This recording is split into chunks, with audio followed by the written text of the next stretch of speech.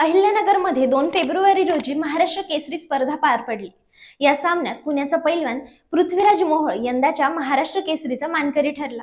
पृथ्वीराज मोहोळ आणि शिवराज राक्षे यांच्यात चुरशीचा कुस्तीचा सामना रंगला होता। मात्र पृथ्वीराज मोहोळकडून शिवराज राक्षे पराभूत झाला।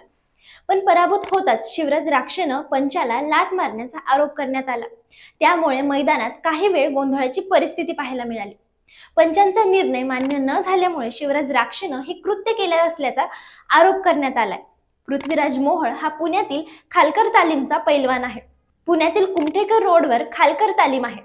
पृथ्वीराज मोहोळ आणि महेंद्र गायकवाड यांच्यात झालेल्या अंतिम लढाईत पृथ्वीराजला पहिला पॉइंट मिळाला। त्यानंतर दुसरा पॉइंट महेंद्र गायकवाडने मिळवला आणि बरोबरी केली। अतिशय चुरशीच्या या सामन्यात पृथ्वीराजने पुन्हा एक डाव टाकत आणखी एक पॉइंट घेतला। त्यानंतर काहीसा गोंधळ झाला आणि महेंद्र गायकवाडने मैदान सोडलं।